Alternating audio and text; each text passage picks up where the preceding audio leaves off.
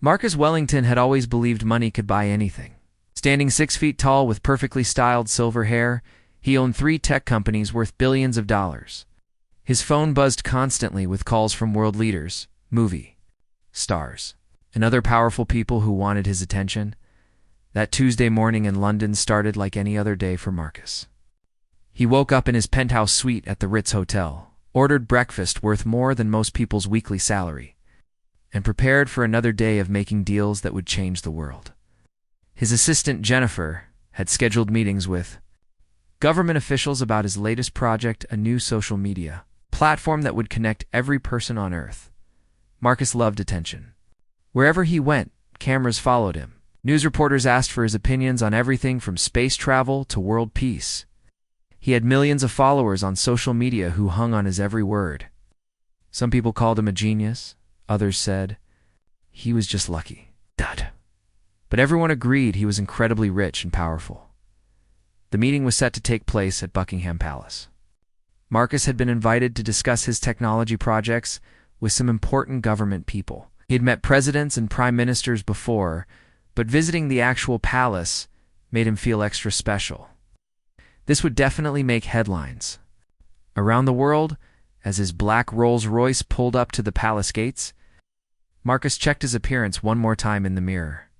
His expensive Italian suit was perfect. His shoes were polished to shine like glass, and his confidence was at its peak. He had brought along his personal photographer to capture every moment of this historic visit. The palace looked even more impressive up close. The tall gates, the perfectly maintained gardens, and the ancient stone walls reminded everyone who entered that this place had been home to kings and queens for hundreds of years. But Marcus wasn't intimidated. He had built his own empire from nothing. He believed he deserved to walk through these halls just like any royal family member. A palace staff member greeted Marcus at the entrance and began leading him through the grand corridors. The walls were covered with paintings of long-dead monarchs, and the floors were made of marble that had been polished for centuries. Every step echoed through the hallways, creating an atmosphere of power and history. As they walked, Marcus couldn't help but think about how this visit would boost his reputation even more. He imagined the headlines: "Tech billionaire meets with royal officials," or "The future of technology discussed at Buckingham Palace." His social media team was already preparing posts that would reach millions of people within hours. The staff member explained some basic rules about palace behavior as they walked. Visitors should speak quietly, show respect for the building and its history, and follow proper etiquette during meetings. Marcus nodded along, but he wasn't really listening. He had been in important buildings before, and he always did things his own way. They approached a large wooden door that led to the meeting room. Marcus could hear quiet voices inside. The government officials were already waiting for him. This was his moment to shine, to show these people why his ideas would change the world forever.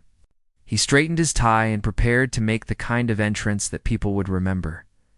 But as they got closer to the door, Marcus noticed something that caught his attention. Standing perfectly still beside the entrance was a palace guard. The man was tall and serious-looking, wearing the traditional red uniform with a tall black hat. He held his position like a statue, staring straight ahead without moving a muscle. Marcus had seen royal guards before in movies and pictures, but this was his first time seeing one up close. The guard looked young, maybe in his 20s, with sharp eyes and a strong jaw. There was something about him that seemed different from the other palace staff, more alert, more aware of everything happening around him. The guard's name tag read James Patterson, though Marcus barely glanced at it. To him, the guard was just part of the scenery, like the fancy paintings or the marble floors. Guards were there to look impressive and protect important people like himself. They weren't supposed to think or have opinions about anything. As the staff member reached for the door handle, Marcus felt a surge of excitement. Behind that door were people who could help him expand his business empire even further. They would listen to his ideas, ask for his advice, and probably offer him new opportunities to make even more money. He pulled out his phone to take a quick selfie in front of the grand door. The lighting was perfect, and he wanted to capture this moment before the meeting began. His millions of followers would love to see him about to enter an important government meeting at Buckingham Palace. But something unexpected happened as Marcus raised his phone. The guard, James Patterson, turned his head slightly and made eye contact with him. It was just for a second, but Marcus felt something strange in that look. It wasn't the respectful admiration he was used to seeing from security guards and hotel staff. Instead, it seemed like the guard was studying him, judging him somehow. Marcus shook off the feeling and focused on his phone camera. He was probably just imagining things. Guards were trained to be observant. That was their job. There was nothing personal about it.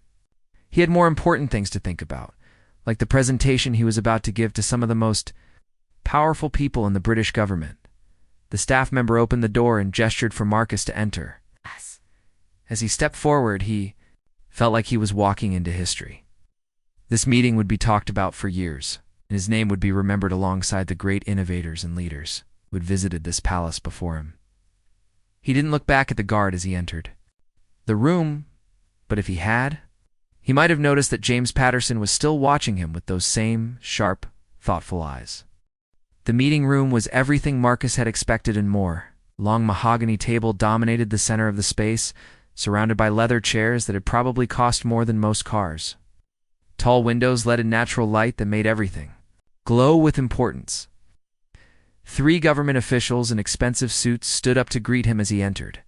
Marcus shook hands with each person, being sure to maintain eye contact and project confidence. These were the kinds of people who could open doors for him that even his billions couldn't unlock. They represented connections to world leaders, access to government contracts, and opportunities to expand his influence beyond just the business world. The meeting began with polite conversation about Marcus's journey to London and his impressions of the palace. He played up his amazement at the building's history, while subtly reminding them of his own achievements. Within 10 minutes, he had mentioned his net worth, his 3 successful companies, and his plans to launch a 4th business venture next year. As they discussed his new social media platform, Marcus felt completely in his element. He pulled out his tablet and showed them charts, graphs, and projections that painted a picture of unlimited growth and profit. The officials nodded and asked intelligent questions, clearly impressed by the scope of his vision. But something was bothering Marcus, though he couldn't quite put his finger on what it was. Every few minutes, his mind drifted back to that moment with the guard outside. There had been something unsettling about the way the young man had looked at him. Most security personnel treated him with obvious respect or even awe, but this guard had seemed almost disapproving. Marcus tried to focus on the meeting, but the feeling kept nagging at him. He had built his reputation on being able to read people, to understand what they wanted and how to give it to them. That skill had helped him climb from a middle-class background to the top of the tech world. But he couldn't read that guard at all. The conversation turned to the potential challenges of launching his platform in Europe. The officials mentioned privacy laws, data protection regulations, and the need to work closely with government agencies to ensure everything was legal and ethical. Marcus nodded along, but privately he was already thinking about ways to work around these restrictions. During a brief break in the meeting, Marcus excused himself to use the restroom. As he walked back through the palace corridors, he found himself looking for the guard who had been standing by the door. Sure enough, James Patterson was still at his post. Standing perfectly straight and staring ahead with military precision, this time Marcus decided to engage with him directly. He had always been good with people, and he was curious about what made this particular guard tick. Maybe if he could win the young man over, could shake off the strange feeling that's been bothering him all morning. Marcus approached the guard with his most charming smile. James didn't move or acknowledge his presence, maintaining the stone-faced expression that royal guards were famous for. Marcus cleared his throat softly and spoke in what he hoped was a friendly, approachable tone. He complimented James on his uniform and asked how long he had been working at the palace. The guard remained silent and motionless. Marcus tried different approach, mentioning that he had never seen such dedication and professionalism from security staff at other important buildings around the world. Still no response. James continued, staring straight ahead as if Marcus didn't exist. This was starting to irritate the tech billionaire, who was used to getting reactions from people wherever he went. Even when people disagreed with him or criticized his business practices, they still engaged with him. Being completely ignored was a new and unpleasant experience. Marcus stepped a little closer and lowered his voice, as if sharing a secret. He mentioned that he was having an important meeting about technology that could change the world. He suggested that James might find his work interesting, since young people were usually fascinated by innovation and the future of digital communication. For the first time, James moved slightly. His eyes shifted to look directly at Marcus, just for a moment before returning to their forward position. But in that brief glance, Marcus saw something that made him take a step back. It wasn't curiosity or interest. It was something much colder and more challenging. Marcus felt his confidence waver for just a second. He was used to commanding attention and respect wherever he went. Presidents asked for his advice, celebrities wanted to be photographed with him, and millions of people followed his every move on social media. But this young guard seemed completely unimpressed by any of that, trying to regain his composure. Marcus pulled out his phone and showed James his social media profile. The screen displayed his millions of followers, his verified status, and recent posts that had received hundreds of thousands of likes and comments. He explained that he was one of the most influential people in the world, with the power to shape public opinion and drive global conversations. James glanced at the phone screen for about half a second, then returned to his forward-facing position. Without any change in expression, if anything, he seemed even less interested than before. Marcus put his phone away, feeling frustrated and confused by this complete lack of response.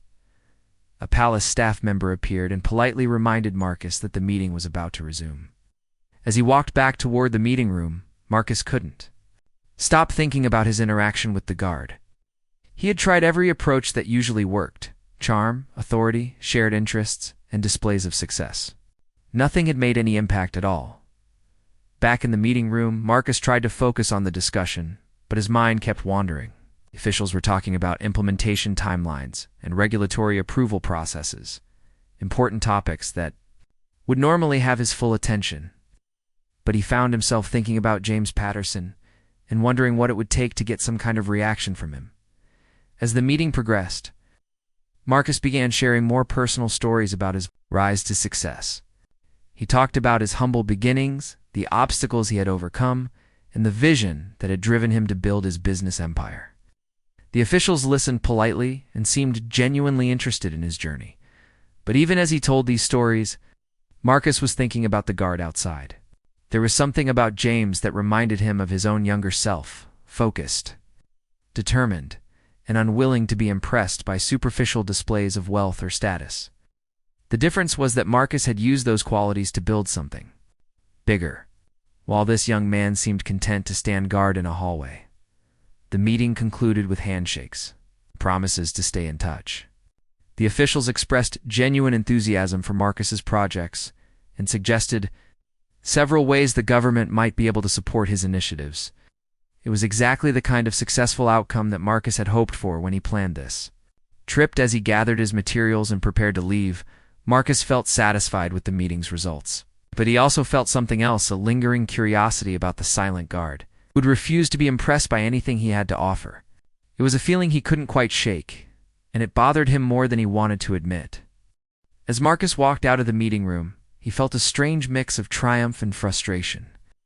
The government officials had been impressed with his presentation, and he had secured their interest in his new social media platform. This should have been one of the best days of his career, yet all he could think about was the silent guard who had completely ignored him. James Patterson was still standing at his post. As motionless as a statue, his red uniform was perfectly pressed, his black hat positioned at exactly the right angle, and his eyes stared straight ahead with unwavering focus. To anyone else, he would have looked like the perfect example of Royal Guard professionalism. But to Marcus, he represented something deeply unsettling. Marcus had built his entire identity around being someone that others noticed and respected. From his early days as a struggling entrepreneur to his current status as a global tech mogul, he had worked tirelessly to become the kind of person who commanded attention wherever he went. The idea that someone could look at him and feel absolutely nothing was almost incomprehensible as he passed by James. Marcus slowed his pace and spoke again, this time with a bit more edge in his voice. He mentioned that he had just finished a very important meeting that could affect millions of people around the world. He suggested that perhaps the guard might be interested in learning about the future of technology and how it was reshaping human communication. James remained perfectly still, giving no indication that he had heard a single word. His breathing was so controlled that Marcus had to look closely to make sure he was even alive. This level of discipline was impressive, but it was also infuriating to someone who was used to getting responses from everyone he encountered. Marcus tried a different approach. He began talking about the palace itself, commenting on its historical significance and architectural beauty. He mentioned that he had visited many important buildings around the world, but few had the kind of lasting impact that Buckingham Palace represented. Surely, he thought, this would resonate with someone whose job was to protect this iconic location. Still nothing. James continued staring ahead as if Marcus were just another piece of furniture in the hallway. His face showed no emotion, no curiosity, and no acknowledgement that another human being was trying to communicate with him. It was as if Marcus had become completely invisible.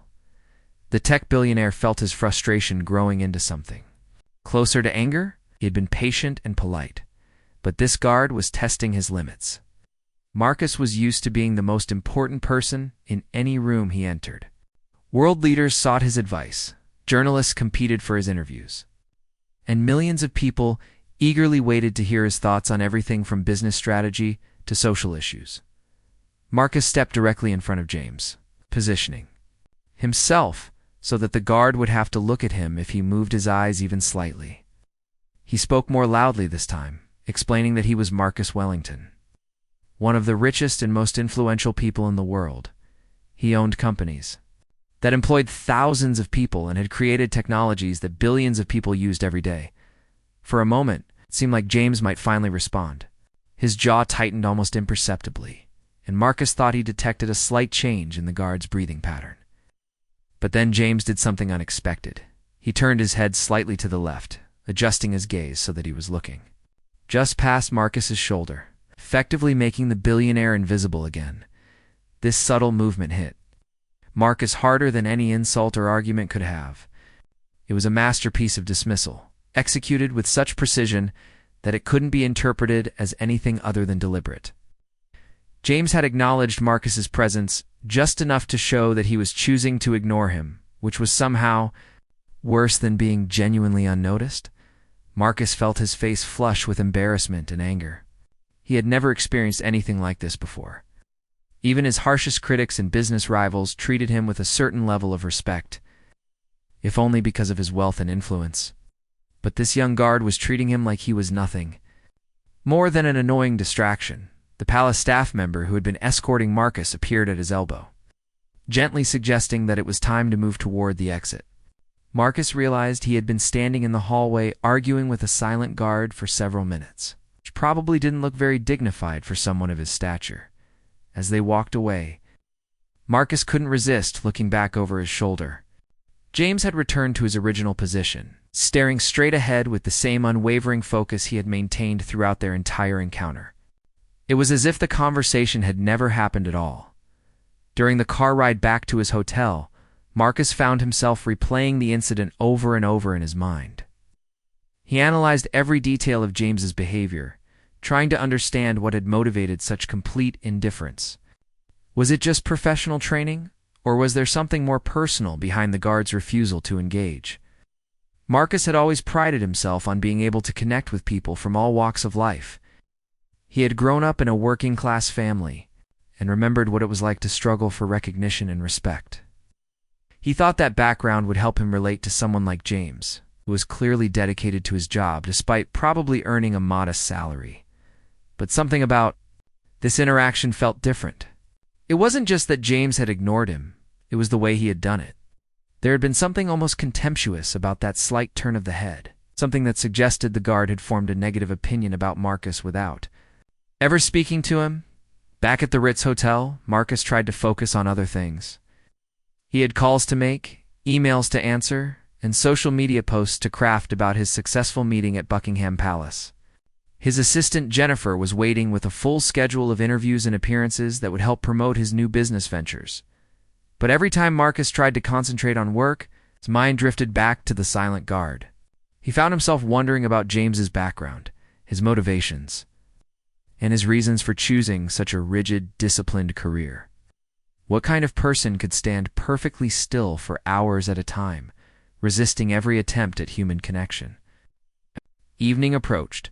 Marcus made a decision that surprised even him. Instead of flying back to his home in California as planned, he decided to extend his stay in London by another day. He told Jennifer that he wanted to explore more business opportunities in the city, but the real reason was more personal. Marcus Wellington had built his empire by never backing down from a challenge, and James Patterson represented the most intriguing challenge he had encountered in years.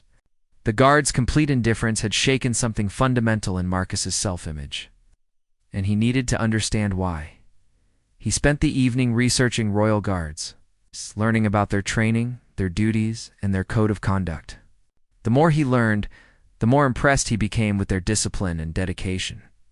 But he also became more determined to find a way to break through. James's stoic exterior proved that even the most disciplined person could be reached, if you knew the right approach. The next morning, Marcus woke up with a plan that his business advisors would have called completely irrational. Instead of heading to the airport for his scheduled flight home, he instructed his driver to take him back to Buckingham Palace. He told himself he was just curious about the architecture and wanted to take some photos for his social media accounts. But deep down, he knew the real reason. James Patterson was working the same shift, standing at the same post, with the same perfect posture. Marcus felt a strange sense of relief when he saw the familiar red uniform and stoic expression. He had half expected the guard to be different somehow, but James looked exactly the same as he had the day before, completely focused and utterly unmovable. This time, Marcus approached the situation differently. Instead of trying to engage James directly, he positioned himself nearby and began making a phone call. He spoke loudly enough for the guard to hear, discussing a new charitable foundation he was planning to establish. The foundation would provide technology education to underprivileged children around the world, giving them opportunities they would never have otherwise. Marcus talked enthusiastically about the positive impact this project would have on thousands of young lives.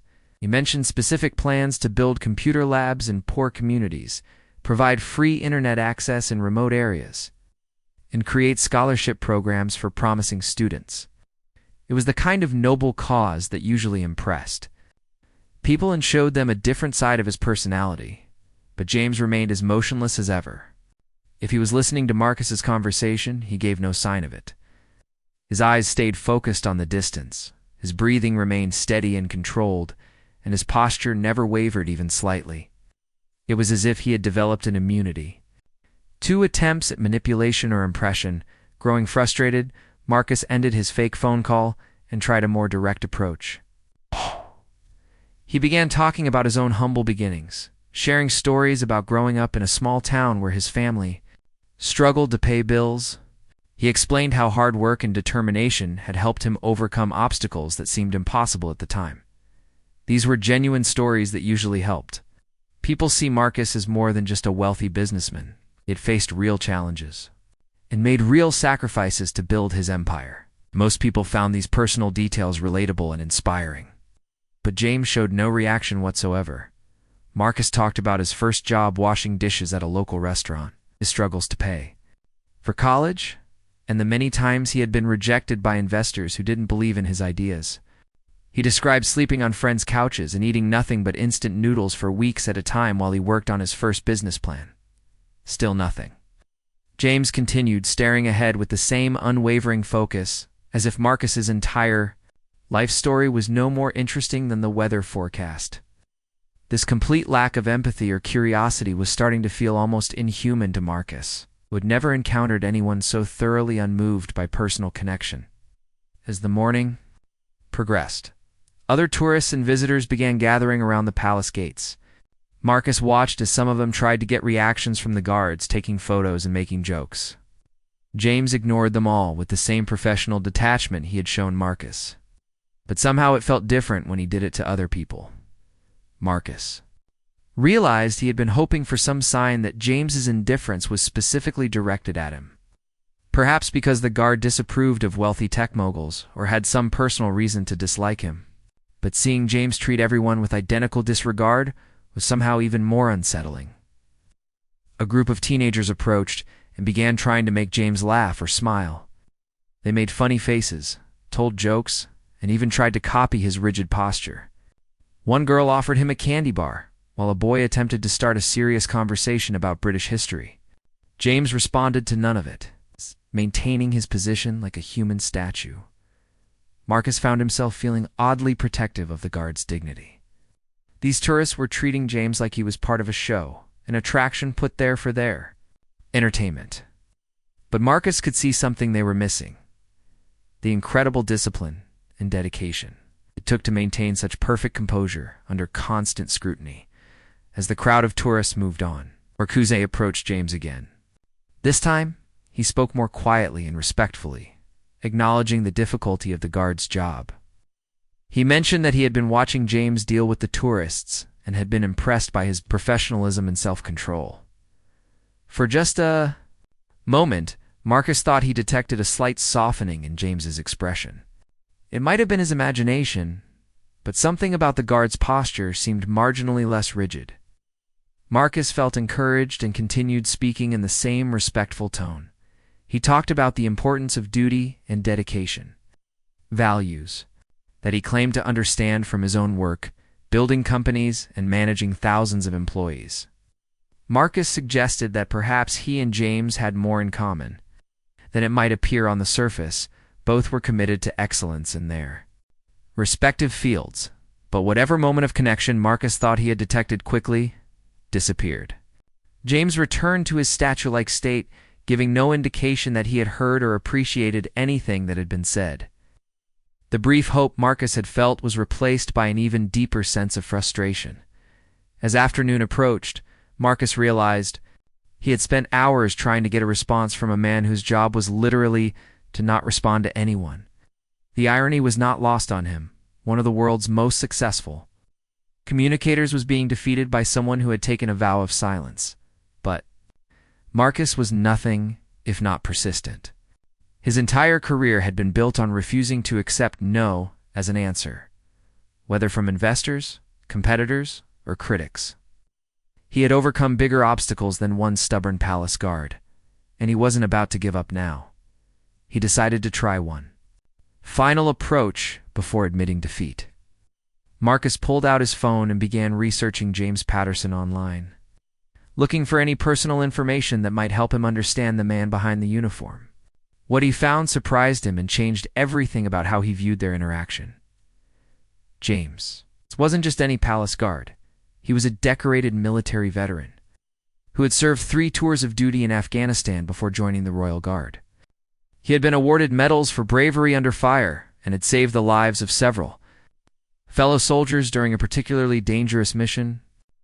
After returning home, he had struggled with adjusting to civilian life before finding purpose in his current role. Marcus stared at his phone screen, reading about James's military service and the challenges he had faced.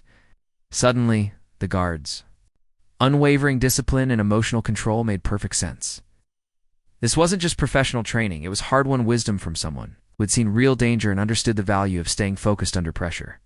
For the first time since arriving at the palace, Marcus felt genuinely humbled. He had been treating James like an obstacle to overcome or a puzzle to solve. But the guard was actually a hero who had sacrificed for his country and then dedicated himself to serving in a different way. Marcus looked up from his phone to see James still standing at his post, maintaining the same perfect posture he had held all day. But now Marcus saw something different in that stance. Not stubbornness or indifference, but strength and honor that had been earned through genuine hardship and service. Armed with new understanding about James's background, Marcus approached the situation completely differently. Instead of trying to impress the guard or get his attention, he simply stood quietly nearby and observed. He watched how James handled his duties with such precision and dedication, seeing it now through the lens of military service and personal sacrifice. Marcus had always thought of himself as someone who had overcome significant challenges, but his struggles with building a business empire seemed less impressive when compared to a soldier who had risked his life for others. The tech billionaire began to feel something he rarely experienced: genuine respect for someone whose accomplishments had nothing to do with money or fame. As he stood there in contemplative silence, Marcus started to understand why James had been so unmoved by displays of wealth and status. Someone who had seen combat and faced life-and-death situations would naturally have a different perspective on what truly mattered in life. Social media followers and business success would seem trivial compared to the bonds formed between soldiers and the responsibility of protecting others. After a long period of quiet observation, Marcus finally spoke to James again. But this time, his tone was entirely different. He didn't mention his companies, his wealth, or his influence. Instead, he simply said, "Thank you. Thank you for your service to the country. Thank you for your continued dedication to duty, and thank you for the sacrifices that had made it possible for people like Marcus to build their dreams in safety and freedom." James didn't respond verbally. Marcus noticed a subtle shift in his posture. It was barely perceptible, a slight relaxation of his shoulders, a momentary softening around his eyes, but it was the first sign of acknowledgement Marcus had received. It lasted only a few seconds before James returned to his rigid stance. But those few seconds meant more to Marcus than all the applause he had ever received at business conferences. Encouraged by this tiny breakthrough, Marcus continued speaking. In the same respectful tone, talked about how he had spent years focused on building his empire, but had never really thought about the people who made that success possible. The soldiers who protected the country, the police who maintained order, the firefighters who kept communities safe. He admitted that meeting James had made him realize how narrow his perspective had been. For the first time in their interaction, James turned his head slightly toward Marcus. It was a small movement, but it felt monumental after hours of being completely ignored. The guard's eyes met Marcus's for just a moment, and in that brief contact, Marcus saw something that humbled him further: intelligence, judgment, and a quiet strength that came from facing real adversity. James didn't speak, but his slight nod conveyed more meaning than any words could have. It was an acknowledgement, perhaps even a sign of grudging respect for Marcus's change in approach. The guard had apparently been listening all along, evaluating not just Marcus's words, but his character and motivations. This moment of connection transformed Marcus's entire understanding of the situation.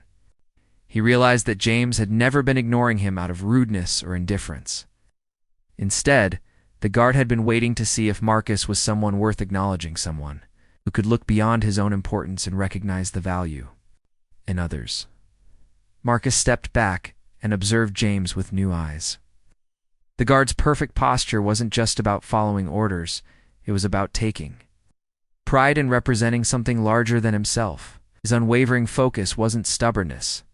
It was dedication to protecting a symbol of national heritage and tradition. His silence wasn't dismissiveness. It was the quiet confidence of someone who didn't need to prove anything to anyone. As the afternoon wore on, Marcus found himself in an unusual situation. For the first time in years, he was content to simply be present without trying to achieve anything or impress anyone. He stood quietly near James's post, occasionally sharing a respectful comment or observation, but mostly just appreciating the guard's commitment to his duty. Other visitors continued to come and go, some trying to get reactions from James, others simply taking photos. Marcus noticed how the guard handled each interaction with the same professional composure, never showing irritation or amusement, just maintaining his role as a silent sentinel. It was a masterclass in self-discipline and emotional control. Late in the day, something unexpected happened. A small child, probably no more than 5 years old, became separated from his parents in the crowd of tourists. The boy began crying and wandering around frantically, clearly frightened and confused. The adults nearby were too busy taking photos to notice his distress. Without breaking his formal stance, James somehow managed to catch the child's attention. He made a subtle gesture, just a slight movement of his hand that guided the boy toward a palace staff member who could help reunite him with his family. The entire interaction took less than a minute, and most people didn't even notice it had happened. But Marcus saw everything. He witnessed how James had managed to help the child while never abandoning his post or breaking protocol. It was a perfect demonstration of the guard's ability to care for others while maintaining his professional responsibilities. Marcus realized this was probably not the first time James had quietly helped someone while appearing to do nothing at all. This incident revealed something important about James's character. Beneath the formal exterior and rigid discipline was someone who genuinely cared about protecting others.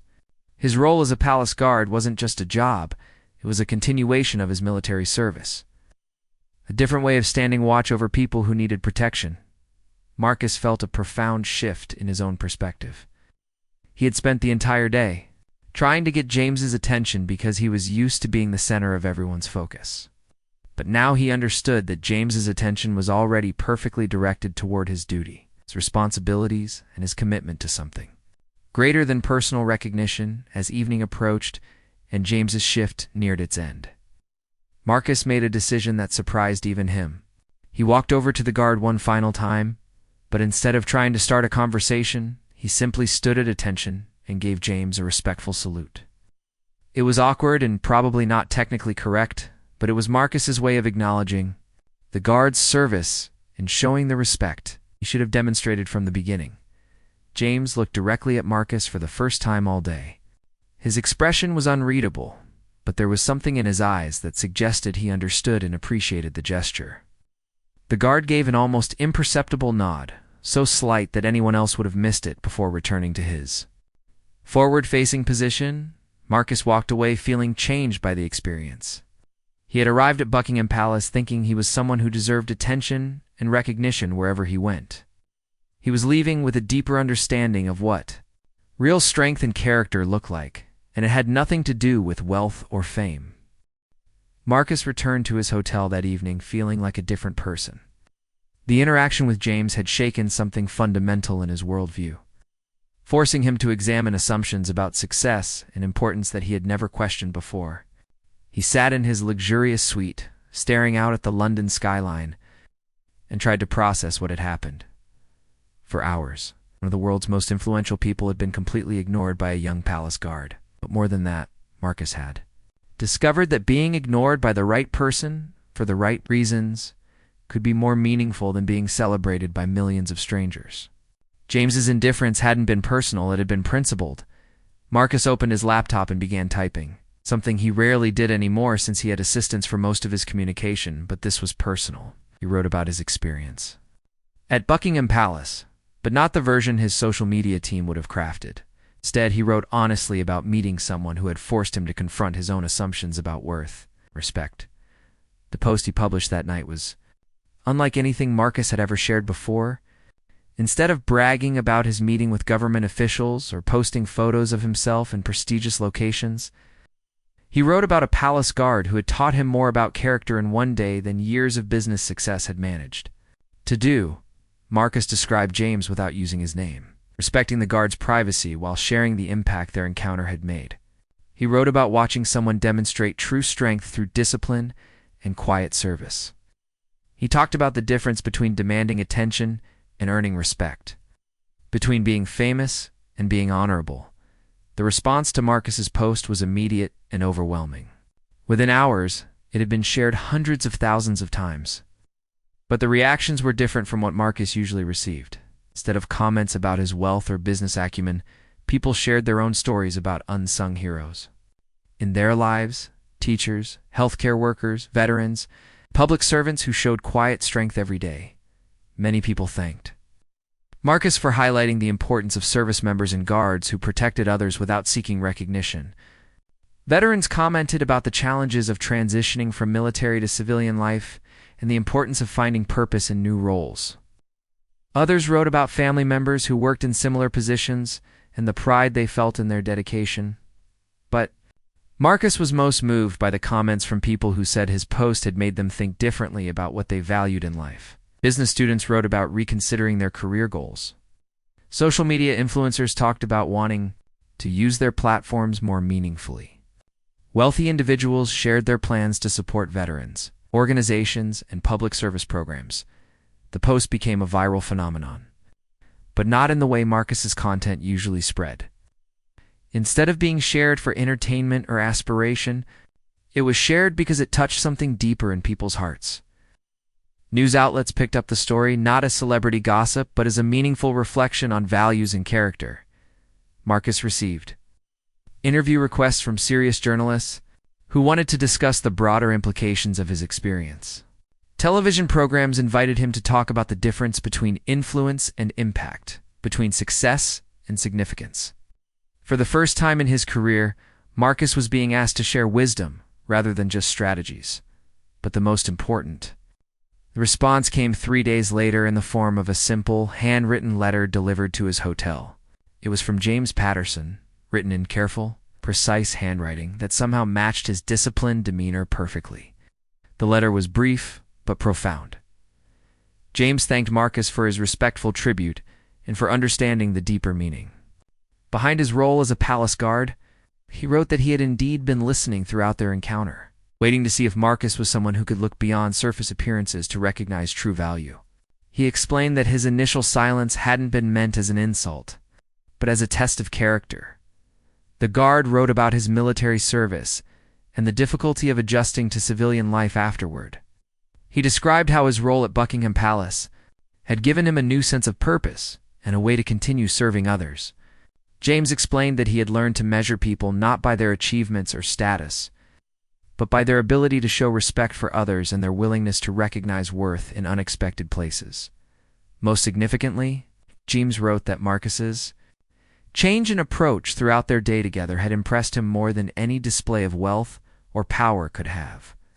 He had watched the tech billionaire gradually shift from demanding attention to showing genuine respect, and that transformation had demonstrated real character growth. The letter concluded with an invitation that Marcus would treasure for the rest of his life. James invited him to return to London sometime and meet for coffee as equals, not as a famous businessman and a palace guard, but as two men who had learned something important from each other. Marcus read the letter 3 times before carefully folding it and placing it in his briefcase. It would become one of his most prized possessions, more valuable to him than any business contract or award he had ever received. The letter represented something he had never experienced before: respect earned through character rather than achievement. That evening, Marcus called his assistant Jennifer and made several important changes to his schedule. He canceled a series of promotional appearances and instead arranged meetings with veterans organizations and military support charities.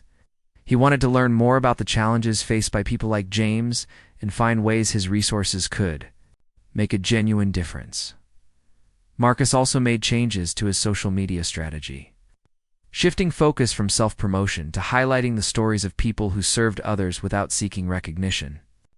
His platforms became spaces for celebrating teachers, first responders, healthcare workers, and military personnel who demonstrated quiet heroism every day. The encounter with James Patterson had taught Marcus that true influence came not from demanding attention, but from earning respect through character and service. He realized that his wealth and success were tools that could be used to amplify the voices of people who truly deserved recognition. 6 months later, Marcus established the Patterson Foundation, named in honor of the palace guard who had changed his perspective on life. The foundation provided support for veterans transitioning to civilian careers, funded education programs for military families, and created scholarships for young people interested in public service. When Marcus announced the foundation, he shared the story of his encounter with James one more time. But now it wasn't just about a humbling experience. It was about how that experience had led to meaningful action and lasting change. James Patterson continued his duties at Buckingham Palace, standing guard with the same dignity and dedication he had always shown, but now he carried with him the knowledge that sometimes the most important victories happen quietly. When one person helps another discover what really matters in life, their unlikely encounter had created ripple effects that would touch countless lives for years to come.